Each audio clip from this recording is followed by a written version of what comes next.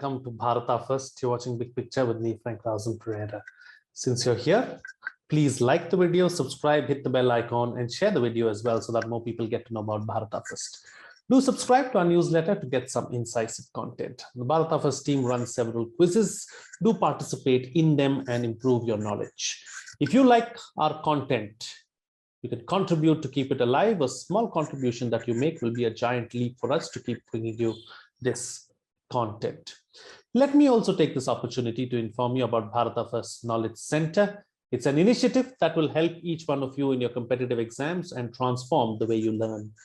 Go to kc.bharatafirst.com for more details and register today. Experience a whole new way of gaining knowledge. Hundreds are already reaping the benefits of the Knowledge Center. Don't be left behind. Don't miss out. Ensure that you register right now because there's so much that we do and we offer at the Knowledge Center. All this information along with some must-see recommendations are in the description of the video. Please go through it. And now on to the discussion. Debt-laden airline Air India has received 2 financial bids for its disinvestment process.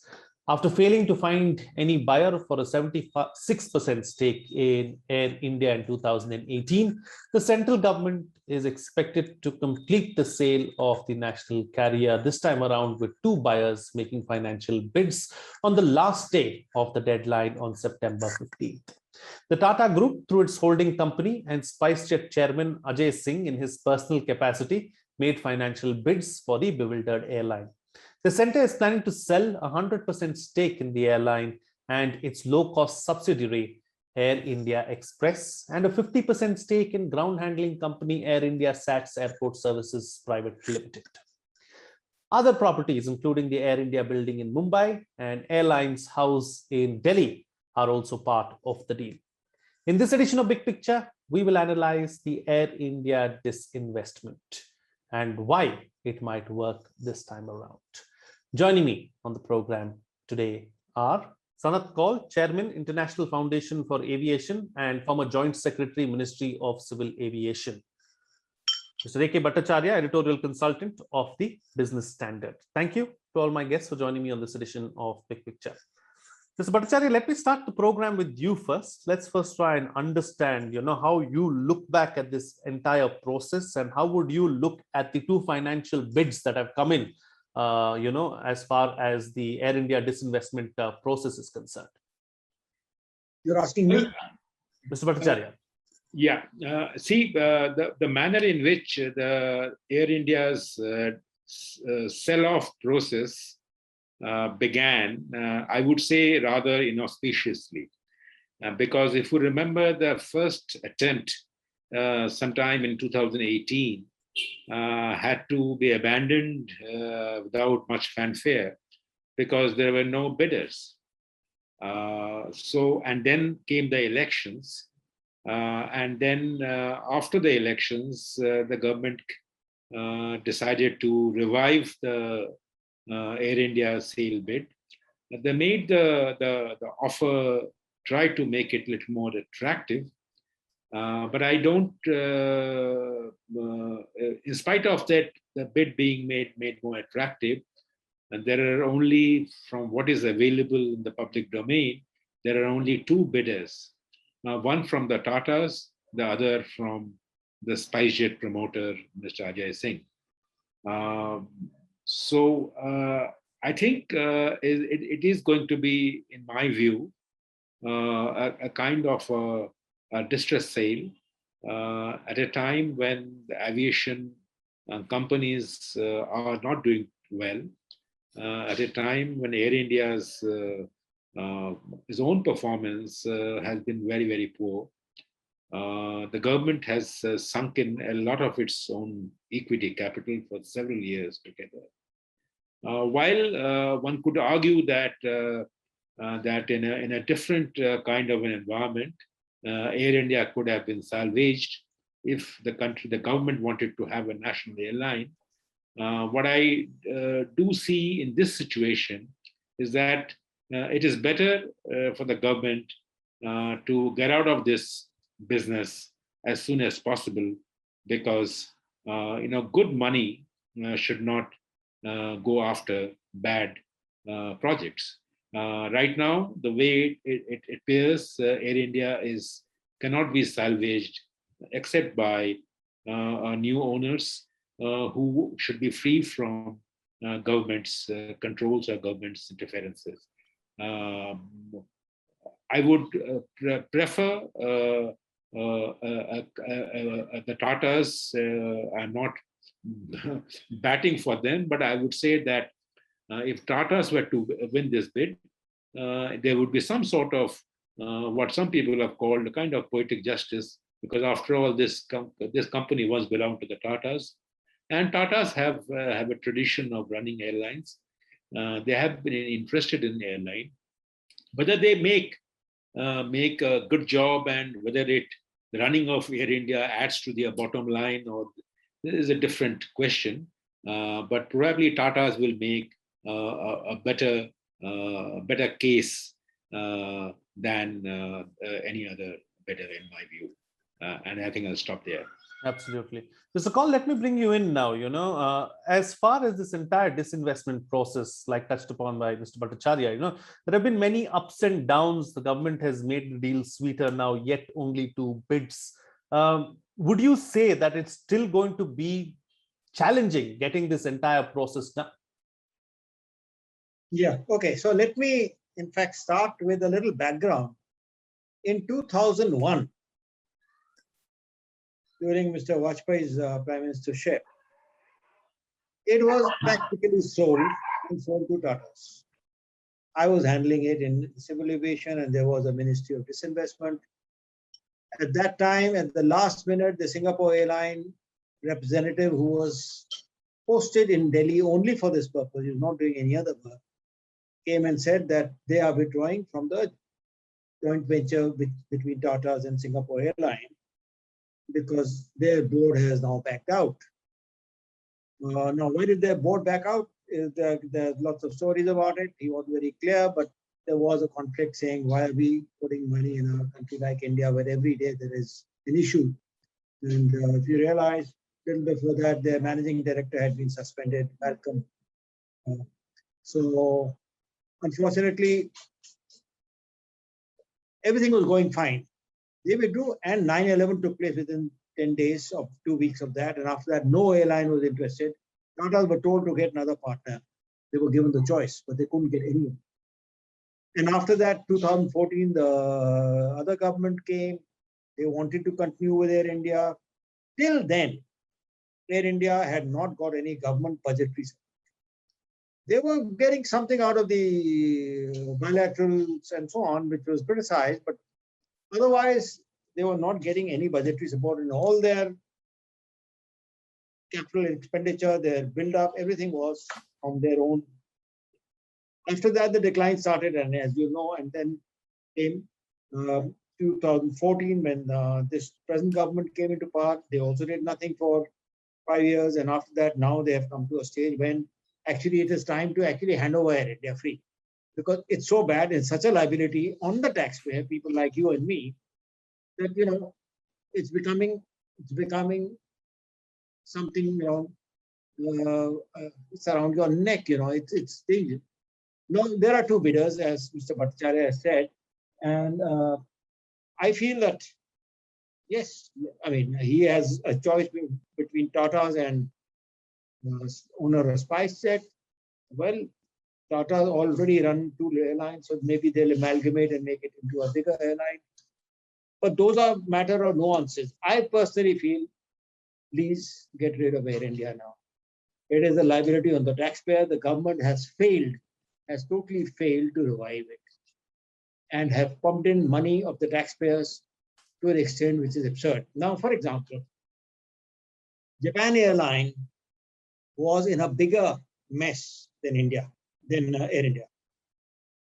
They took about 24 months, I think less than that, to turn it around, because they got a new management, like we did for that company in Hyderabad, which we revived it. No attempt has been made by the government to revive Air India by putting a new board with people who are quite involved in various aspects. I mean, it doesn't have to be airline, it has to be banking, it has to be finance, it has to be other things.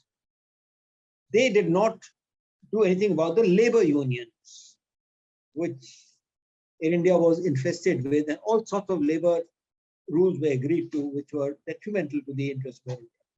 So over the last, say, from 2001 onwards, Air India was bleeding, but everybody is happy because taxpayers' money was involved. Nobody cared. Right. I think a time has come that airlines are running in India. This is not an issue. We have other airlines. So if you close it down, nobody's going to miss it. There is an emotional attachment to Air India. I think that is even over now, and there is no need to have any emotional attachment. The logo is important. Air India is important. Okay. Somebody buys it and runs it. I hope they can run it well. But at present, whoever is the bidder, who is the winning bidder, should get it, and government should wash their hands of it because they are not able to run it. Sure. And to say that public sector things are not being run well, for example, Dubai or Singapore were public sector airlines. They ran so well, they were able to manage it. But we have a problem with public sector regulations, and especially like Air India. So we were not able to run it. We must accept that thing and now take a final decision and just leave, get out of it. That's how I feel. Absolutely. Mr. Bhattacharya, coming back to you now, this is a difficult phase really as far as the civil aviation sector is concerned. So even the new owner is going to find it difficult at first to try and revive Air India, isn't it? Because we've seen several airlines around the world have shut shop over the last year and a half or so. So the going is going to be tough. Well, of course, I think there is no doubt that the going will be tough. But also remember that the proposal has been sweetened enough in terms of the employee liability. Under the new terms of agreement and the bidding document, they do provide some sort of an insurance against any unlimited liability on account of the employees on the part of the new owners. That's number one. Number two, a large part of Air India's debt is being segregated. Number three, that the operational enterprise is, if I have read the bid documents correctly, shows that the new owners will have the liabilities will be fairly limited in terms of running the airline.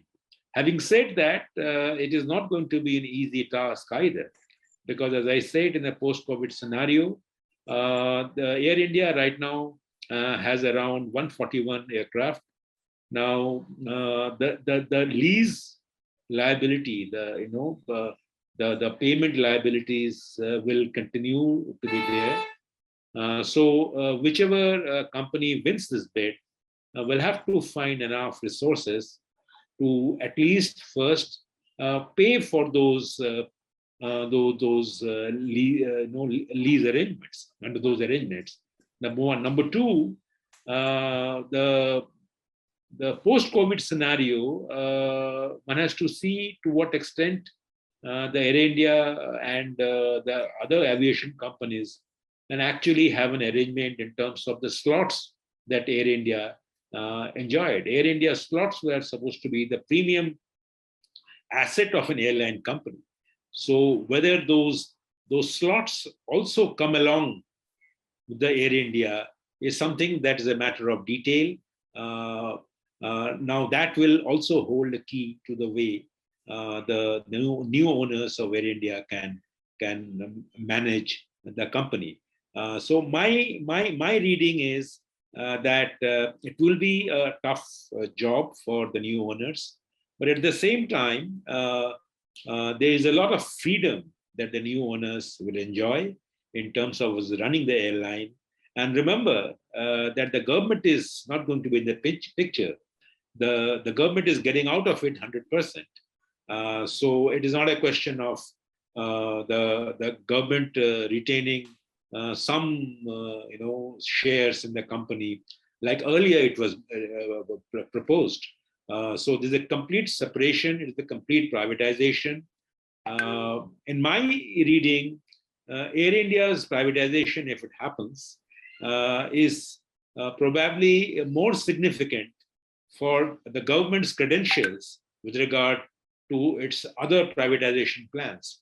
If the government can pull off this privatization of Air India, then the faith in the government's ability to bring about the other privatization proposals to a successful conclusion will actually go up, which is very, very, very much needed if you want to free up a lot of government resources, which can be used for more useful purposes rather than going after companies that are not making any profits or not bringing back money into the government coffers. So I think it will be a tough task, but private sector ownership, private sector management will be put to test in making a success of it. And in any case, from a government point of view, it will wash its hands of an asset that had become a liability. Absolutely. So, Mr. Kaul, let's talk about two aspects. One, the first one, of course, being what led to Air India going through such kind of losses, and why is it where it is today? Second being, can a new owner turn Air India around, and what needs to be done?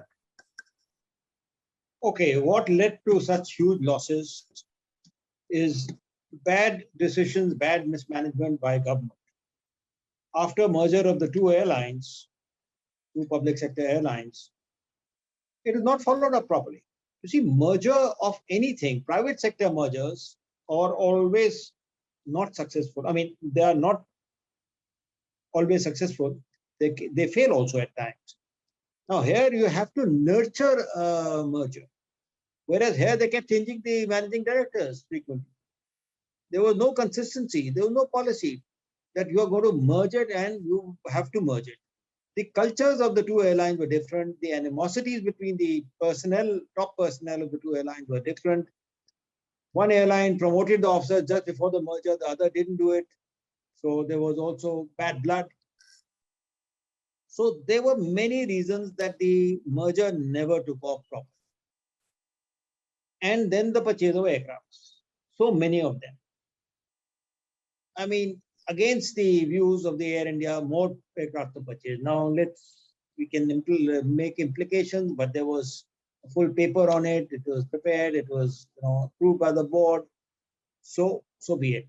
So these two led to something like financial bleeding of the airline. It couldn't manage it. It couldn't do it. One, personnel management, and then too many aircrafts, not able to sustain and fill them up. But the more important things are the issues of union agreements and things like that. There are so many stories about Air India's unions that are so odd. I mean, for example, a flight is going to New York, then the pilot in charge, they want to stay in a city hotel, not an airport hotel. They would like a taxi, not a coach. The air hostesses will go by coach. They will not go by coach. If I have a room in the city hotel, that room will be kept till they come back from New York because the clothes are hanging there. So, hundreds of small issues which were causing pain to Air India, and yet nobody was able to resolve it easily. So there were issues which were not taken care of. You have to take the bull by the horns. It was not done by anybody. So that was another reason. Now you're talking about what will happen now. Well, I am optimistic to the extent that I think there is a future for airlines. And the fastest growth in India is taking place in outbound and also domestic low-cost carriers. So the low-cost carriers have upturned the entire thing from a service airline which were the former, Air India, Jet, and Sahara, and the low-cost airlines have overtaken them in passenger traffic. What is the future of full-service airlines in the domestic sector? Well, let's hope with the economic growth they will be, but I'm not very sure. So Air India has to, the new owner of Air India has to see the strategy, what he's going to adopt. The second thing is Indians are becoming richer, they are becoming fond of travel. The outbound from India is now getting attractive. And Indian outbound is something which is making other countries, the recipient countries, be aware. There's so many officers of the travel agencies of various foreign countries which have opened up in India before COVID. They are there only to say, well, if India is not sending people abroad, let's try and get them to our country. Right. So that is one thing. So Air India can cash in on these things, provided the new management has the foresight, which I'm sure they have. They will recruit the best people. So I don't see anything wrong in what's happening. Of course, there's going to be competition. There's going to be severe competition because there are other airlines coming in. And there's going to be competition from the low-cost carriers. But this is all matter of trade. It's all matter of business. They'll have a legacy problem where the issues have to be sorted out, both union agreements as well as like medical and free tickets for officers and others, which is a huge drain. I don't know what they're doing. They'll be able to sort it out or not. I don't know. So legacy problems are also there. Absolutely. Very important, all these points. Okay, time to get quick closing comments from both my panelists for the best way forward. Starting first with you, Mr. Bhattacharya. I think the best way forward would be that one, the separation should be complete, and a privatization means that the government is out of its way, and Air India should be given this freedom to operate by the new owners. That is number one. Number two, I believe that if the deal has to be fructified by December end, this is what the government plans, I would imagine that it will have the advantage of entering the market when there will be yet another legacy airline will be re-entering the market, which is the Jet Airways.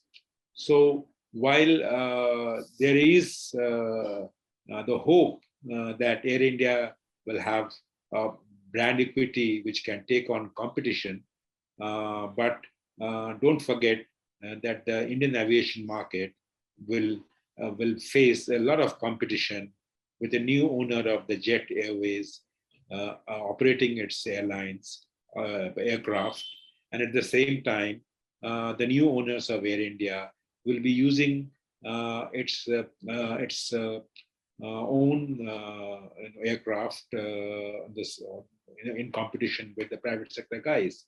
The expectation and what we should be careful and be watchful about is that Air India's new owners should not get any protection or any preferential treatment just because they erstwhile owners of Air India was the government. Because once Air India gets privatized, it should be allowed to compete on a level playing field with other airlines.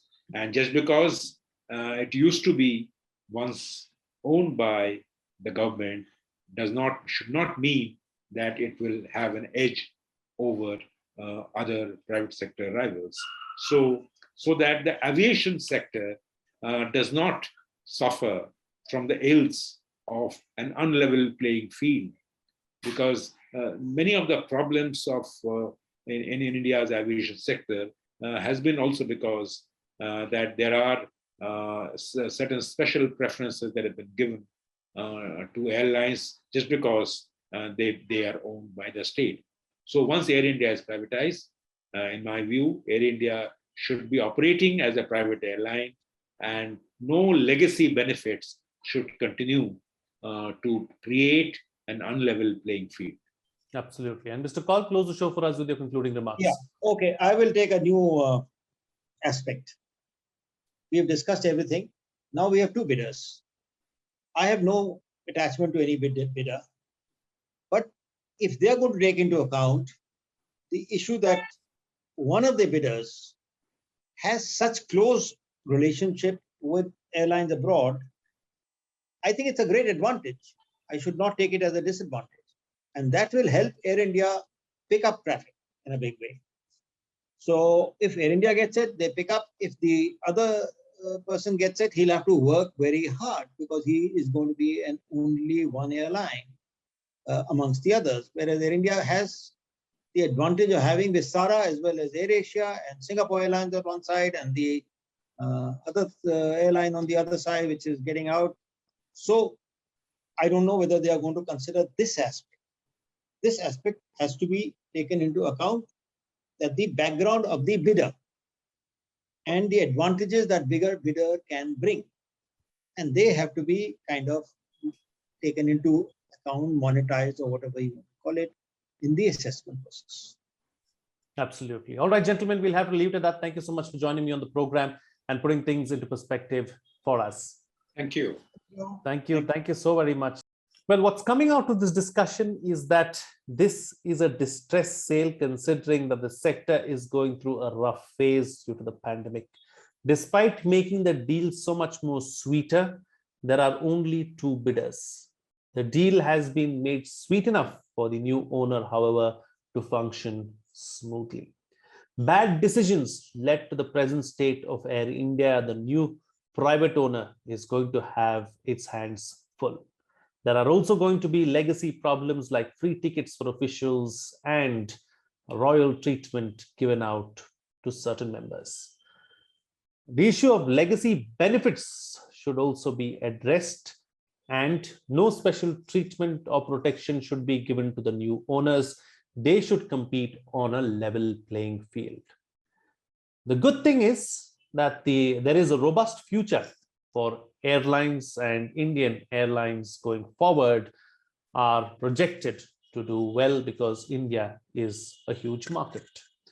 What's needed is the foresight and direction to lead Air India the right way. Now, before I go, once again, let me remind you to like the video, subscribe, hit the bell icon, and share the video so that more people get to know about Bharata First. The Bharata First team runs several quizzes. Do participate in them and improve your knowledge. You can subscribe to our newsletter as well to get some incisive content. If you like our content, please contribute to keep it alive. A small contribution that you make will be a giant leap for us to keep bringing you this content. Let me also take this opportunity to inform you about Bharata First Knowledge Center. It's an initiative that will help each one of you in your competitive exams and transform the way you learn. Go to kc.bharatafirst.com for more details and register today. Experience a whole new way of gaining knowledge. Hundreds are already reaping the benefits of the Knowledge Center. Don't be left behind. Don't miss out. Ensure that you register now, because there's so much that we do here and we have so much more to offer. All this information along with some must-see recommendations are in the description of the video. Please go through it. That's it from me. See you again next time.